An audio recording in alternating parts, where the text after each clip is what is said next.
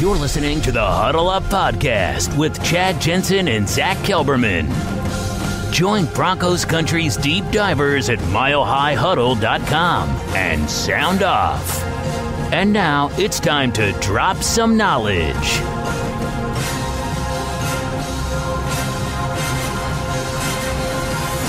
Welcome in, everybody, to the Huddle Up Podcast, presented, as always, by Mile High Huddle, powered by Overtime Media. We are coming to you from the Vivid Seats studio, and I'm your host, Chad Jensen. With me, as always, my partner in crime.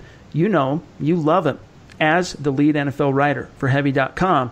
He is Zack Kelberman. Zack, we have a great guest we're going to welcome onto the show here in a few minutes, but first and foremost, my friend, we got to talk about this crappy hand the Broncos were dealt on Wednesday with the news that Bryce Callahan underwent a procedure on that foot. He's going to miss another 4 to 6 weeks.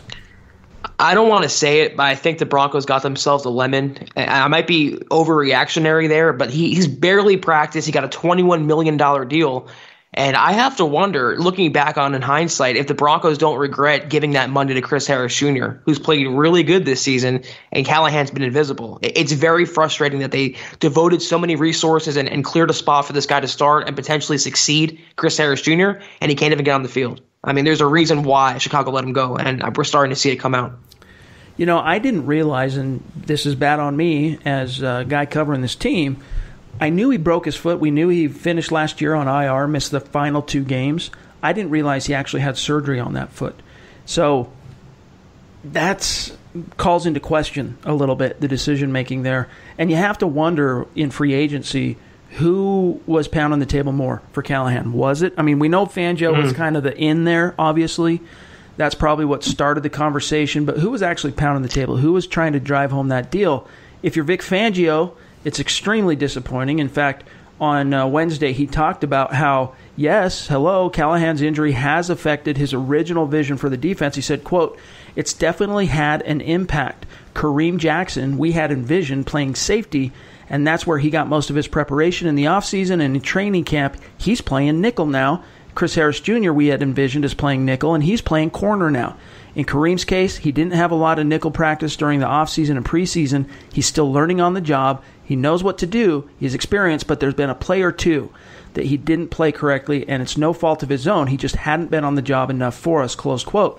Zack, it's literally costing the team in terms of wins and losses, because if you go back to that 4th and 15 in Week 2 against the Bears, that play in which Allen Robinson hauled in 25-yarder, 1 second left, they spike it, or call timeout, excuse me, that was a play that was relinquished in coverage by Mr. Kareem Jackson. That's a really, really interesting question you raised there. Who was pounding the table for Bryce Callahan, Elway or Fangio? And I have to tend to think it would be Elway.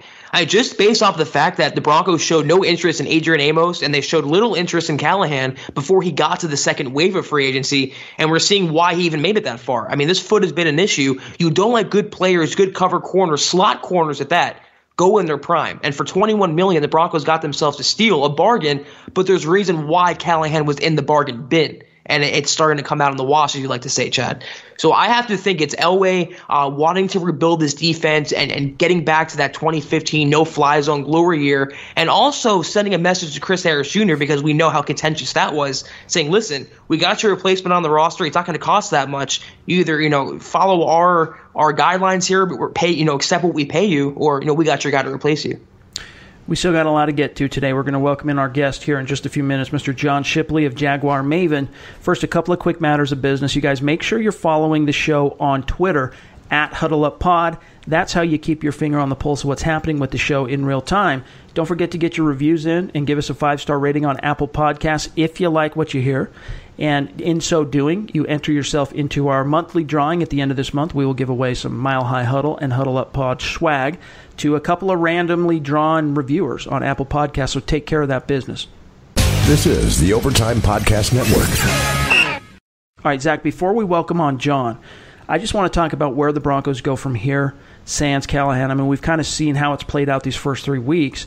It appeared as if the initial plan was to, the initial beneficiary appeared to be Isaac Yiadom, who was getting most of those reps as the other outside corner opposite of Chris Harris. But as we saw in Week 3, Devontae Bosby, he's a guy that's playing with some real juice right now. And I mean, it's been a long I can only think of a small handful of plays this year through 3 full games, 180 minutes, Zach, in which a Broncos defensive back broke up a pass.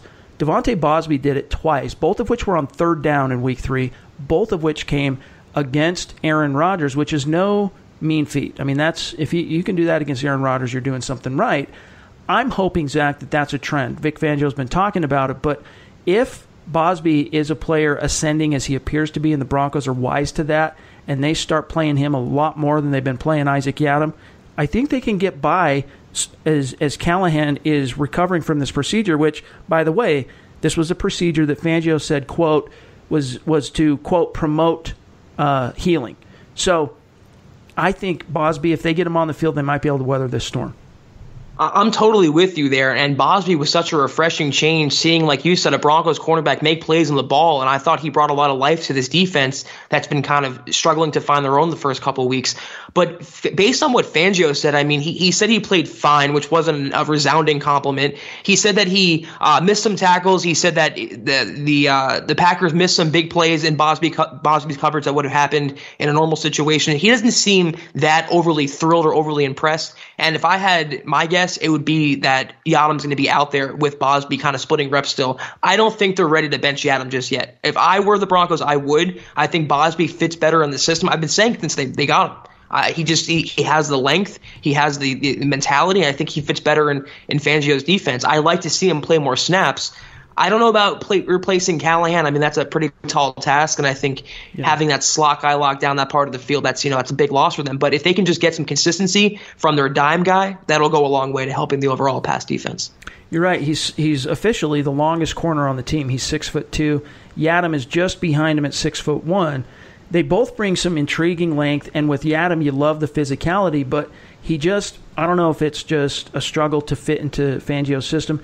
I think he's played better than he's been given credit in the fan base, frankly, Isaac Yiadom, but he hasn't been making plays. He's done a good job to close when he relinquishes a reception to close and make the tackle, with one exception where he missed a tackle. But that physicality, it's a plus. But look, dude, you're not playing safety where you're coming in and cleaning up. You're playing corner. So your job is to disrupt the route. Your job is to break up the pass. And that's the aspect of things he's not doing. Whereas with Devontae Bosby, he fits perfectly. His skill set fits perfectly in with what Fangio wants to do in terms of being a zone coverage that forces quarterbacks to read the field. You bait them. You keep your eye on the quarterback while you're keeping an eye on your target or your zone. You break on the ball, and he's a corner, man, that could. I mean, we saw him tie for the lead in the AAF in interceptions, and he's a corner that in this defense, if the Broncos wise up and get him more reps, even if you're not straight up replacing Yiadom, because you don't want to give up on a third-round pick. I mean, this is an opportunity in which you want to get your young players, with an injury to a starter, get them in there, get them some snaps. I get that. But at this point where you're 0-3, you need to go where the results are. And even though it's, limited reps, limited opportunities, Zach, those results are coming at the hands of Devontae Bosby, not Isaac Yiadom. Yeah, I'm fully in agreement with you, and I totally understand the premise that you're making there. I just hope that Fangio is not too stubborn and he's not willing to just try Yiadom to make him work in his scheme and trying to prove people wrong and get an Elway high-round draft pick on the field. I just hope he does what's best for the team, because right now it seems that pass defense responds a lot better to Bosby than they have been with Yiadom. All right, you guys, we're going to welcome on John here in just a second. We just got to take our only break of the day. It'll be a quick one. We'll be right back, and then we'll get John on. This is the Overtime Podcast Network. All right, and joining us now is the publisher of JaguarMaven. He is John Shipley. He's been covering the Jacksonville Jaguars there on site. He knows what's going on with the Denver Broncos, Week 4 opponent. John, thanks for joining us. How you doing, my friend?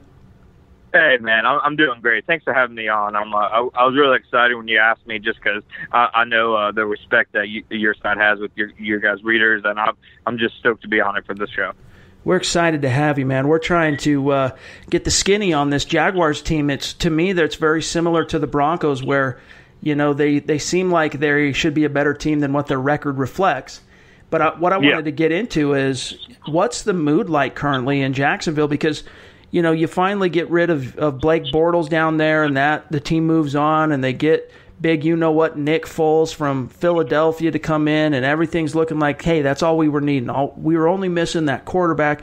We got a franchise guy. He goes down, and then out of the blue emerges what is, basically emerging as a superstar in the NFL. The play hasn't quite caught up yet, but the legend of Gardner Minshew. What's that been like so far? Yeah, I honestly, I mean, I can honestly say just the mood around the team before, Foles went down, you could tell that it was really his offense, his locker room. So the really whole team, not just on offense, but on defense, the coaching staff looked up to him. So when he went down, I think that was definitely a thing in people's minds, like, okay, is that going to derail this entire season? But quite honestly, after maybe the first few days of Foles going down, I think with the way Minshew played when Foles got hurt, I believe he only threw 3 incompletions, and 2 of those are dropped, and 1 was batted. So he played pretty well in his debut, and once he against the Texans, he didn't play lights out or anything, but he led them on a potential game-winning drive. I think that kind of shifted the mood around the building because they went from looking to a guy who in the preseason they really did not have any confidence in to now they're like, okay, we think this is a guy that can help keep our season afloat. So honestly, and it might shock a lot of people with Nick Foles' injury and with the Jalen Ramsey news, you would not know walking around the Jaguars locker room that it has been a strange season. You really wouldn't. They seem laser focused. They seem together, and they seem different than last year's team. They really do, because last year's team, when adversity hit, they kind of crumbled at first sight. And this year, still early in the season, but we hadn't seen that yet.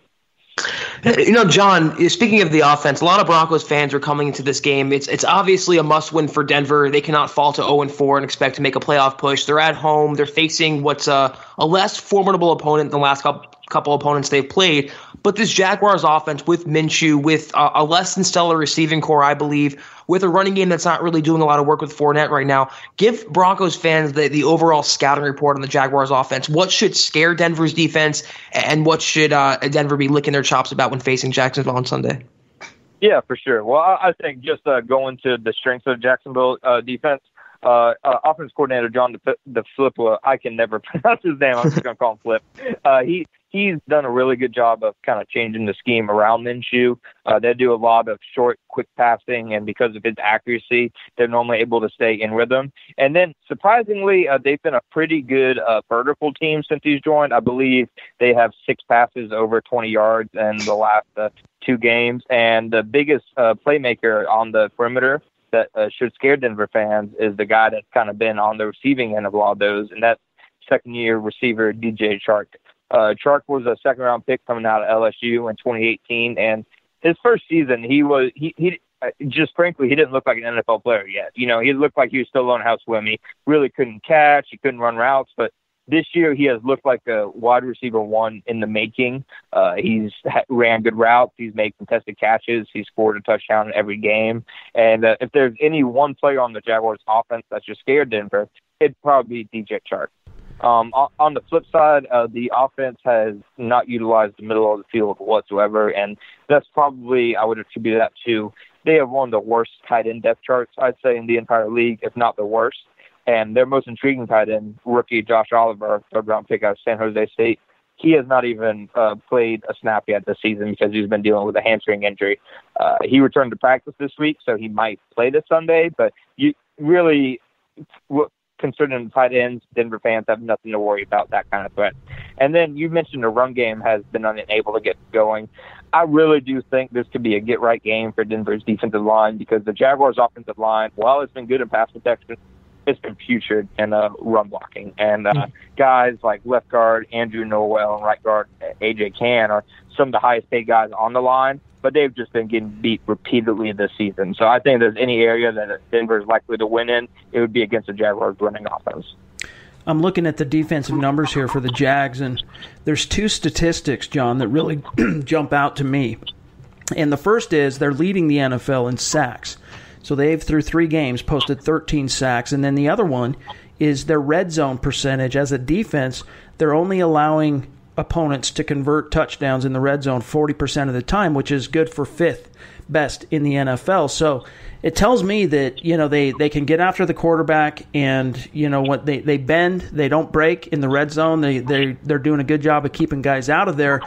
How do you think, as far as getting after the passer, I mean, Joe Flacco last week, he was sacked 6 times by Green Bay, and they have 2 really good edge rushers and a solid defensive line.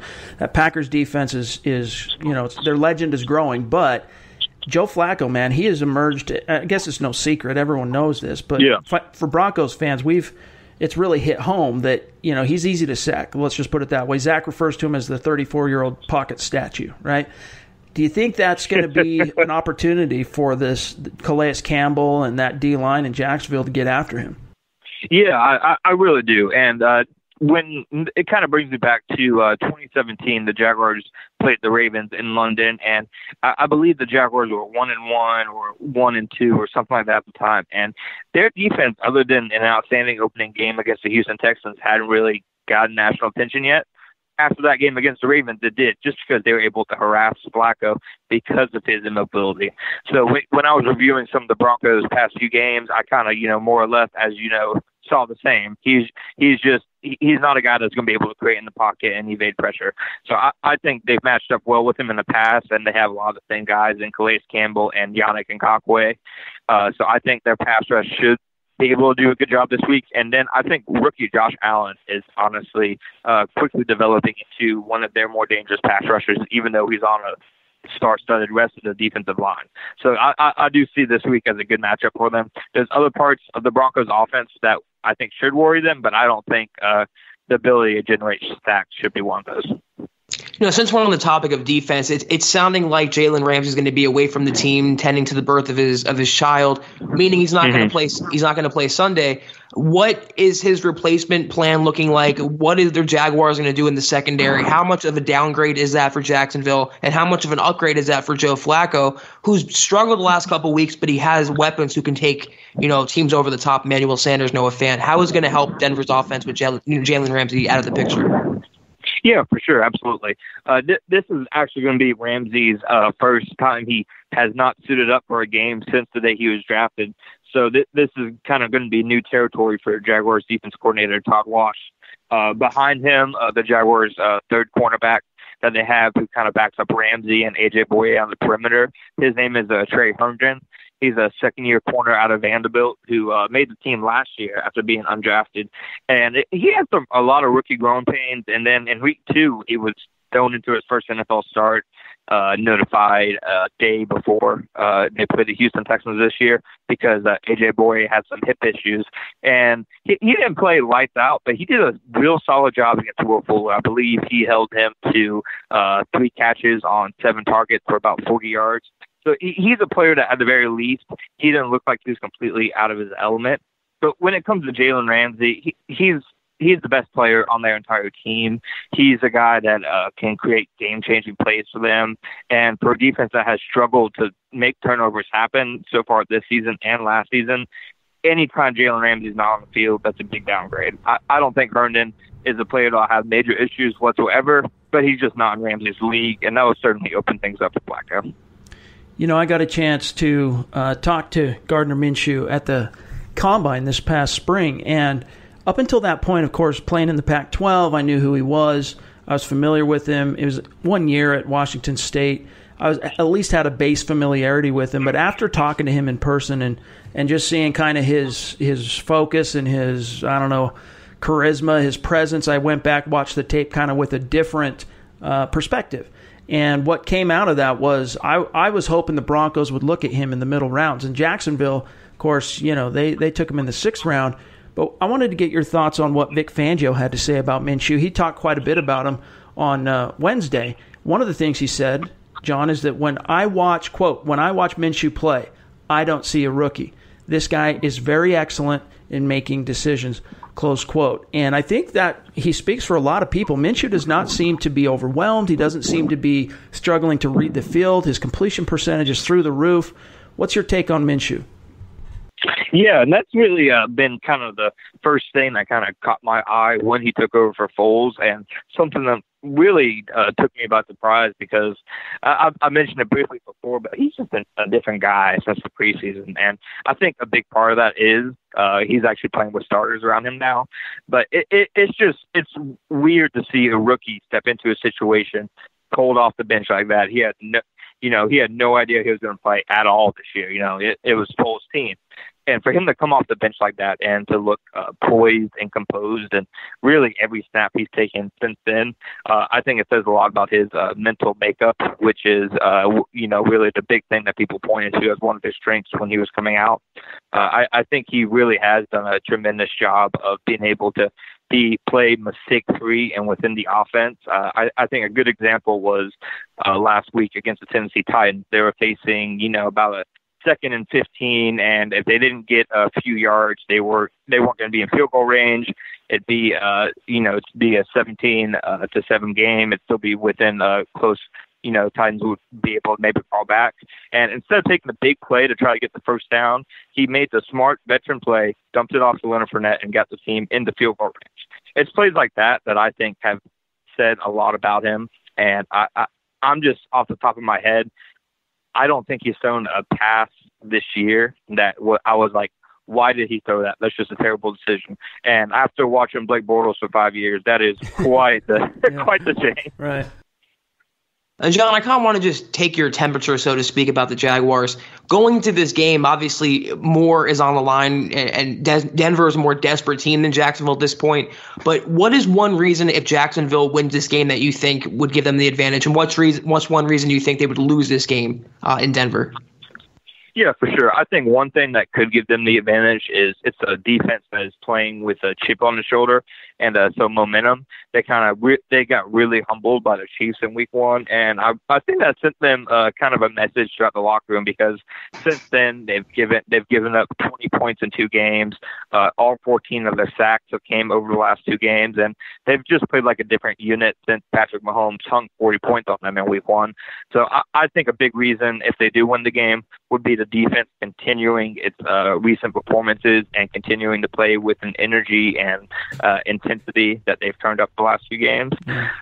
If the Jaguars were to lose, I think the biggest reason I would point to would be Phillip Lindsay and Royce Freeman.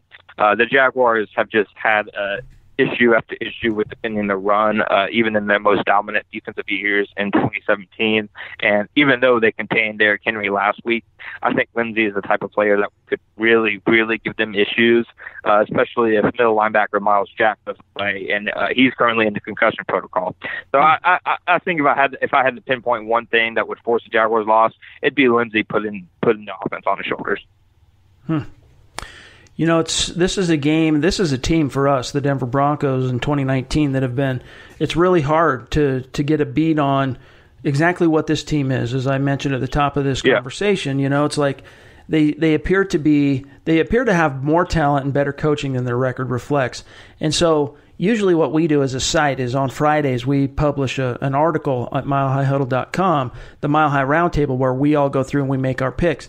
I'm not really quite ready yet, Zach and John, to make my pick, but John, I'm really curious to see if you have a prediction for this game yet. Okay, yeah.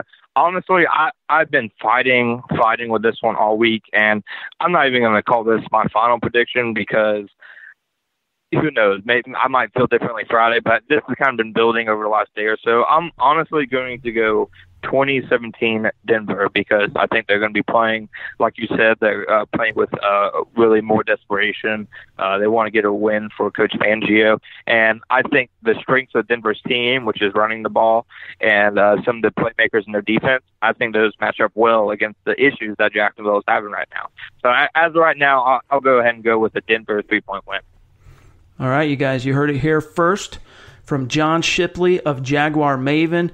John, we got to get you back on the show here again. Later on down the road, we'll find a way to get back with you. It's been great talking to you.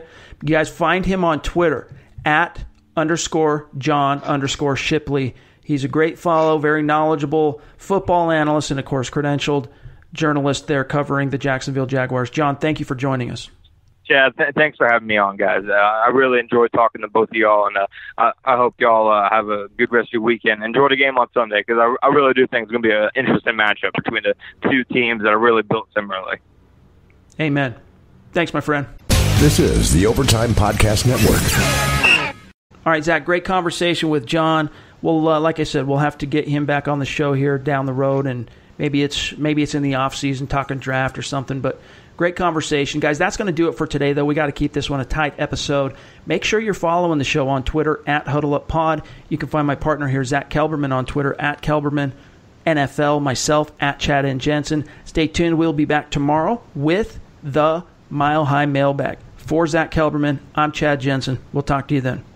You've been listening to the Huddle Up Podcast. Join Broncos Country's deep divers at milehighhuddle.com to keep the conversation going.